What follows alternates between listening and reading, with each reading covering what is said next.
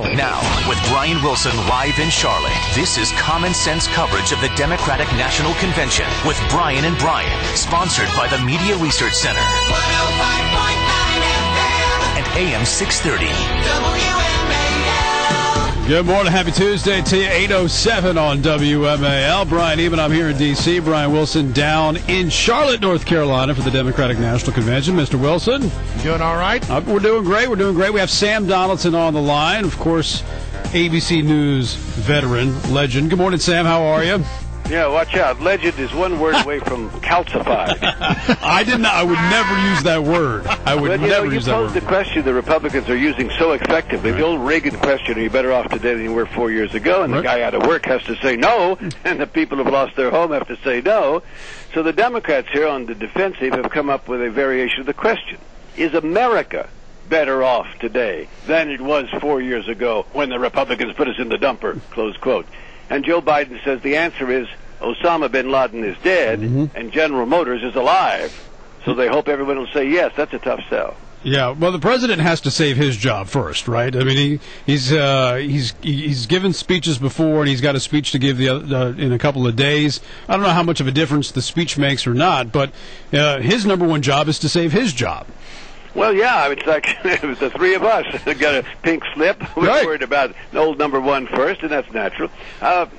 He'll give a good speech. I mean, he always kind of rises to whatever major occasion. In between times, the speech is usually vapid, and he doesn't pair.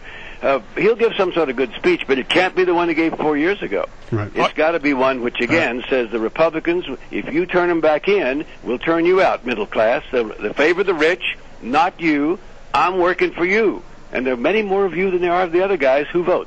All right, Sam, but the Democrats have one problem, and it's that comment that the president made that you didn't build that. Now, whether or not it was taken out of context, it has started to resonate across America. It made a lot of people upset, and that's something they're going to have to contend with, are they not? Yes, and they're going to hit it head on. In other words, you know, you try to avoid something that's unpleasant or that you don't really have a great answer for, but you can't avoid it forever, or else you seem to be running and hiding, and then they win. So they're going to hit it head on, and they're still, I think, finalizing exactly how to do it. Well, how do you do that? Well, it will, however, be a more understandable variation of what he was trying to say, which is, yes, you created it. If you're a small business person, you worked all those hours, but you had to have some help from all your neighbors, including a lot of governmental sources, whether it's only the people who put the water in your establishment. In other words, trying to make John Dune, no man is an island. If a clod be washed away, is Europe the same? I hope they don't use that, though.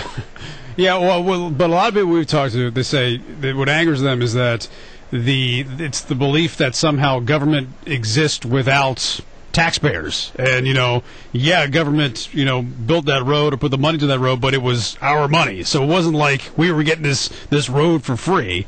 And also No, you're exactly right. But then that point would be that if taxpayers, and one of the problems in the country is we don't want to pay for what we spend anymore. If taxpayers are putting the money up, hey, you're getting some help somewhere. Yeah, right, but I'm also putting into that. But they also were upset about the fact when he said, you're not smarter than everybody else. There are other people that are working hard. And people who have small businesses and who talk about the nights that they stay up worried about making payroll, all the anxiety that comes along with owning a job, it just rubbed them the wrong way. Well, it is a problem. I agree. I'm not saying it's not a problem. Why is everyone fussing over it? Yeah. It's a problem. I'm simply saying they have got to try to hit it head on. They can't run from that phrase and pretend it never existed. Now, just as I say, can they explain the business about is America better off today? Yeah. It's going to be a tough sell, too. Yep. Democrats are on the defensive here, no question about it. I want to ask you, though, you know Bill Clinton very well.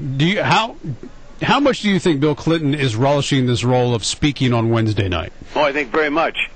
Look, arguably, meaning no disrespect to the president, Bill Clinton is the most popular Democrat in the country. Right. And he is the old hound dog from Arkansas, and he will rise to the occasion. And so when someone said to me, well, he and Barack Obama don't get along very well together, really. And I said, yeah, sure, but he's going to give it his all. Not maybe for Barack Obama, but for Hillary Rodham Clinton in 4 years, who will be running for the Democratic nomination for president, in my view. Sam, I know you're still getting your legs here on the ground, but have you been into the convention hall? I have not. It is incredibly small. Michael Barone, who's been to 22 conventions, I don't know how many you've been to. You've been to a bunch. Michael 25. Barone says it's the smallest This is one. 25th. Wow, that's impressive. But Michael Barone says it's the smallest convention floor he's ever seen. Well, remember this: dynamite comes in small packages. I don't know why it's that there, but I'm looking forward this afternoon to being over there. Okay. All right. See you guys. See ya. Thank you, Sam Bye-bye. Donaldson, Thank you. joining us.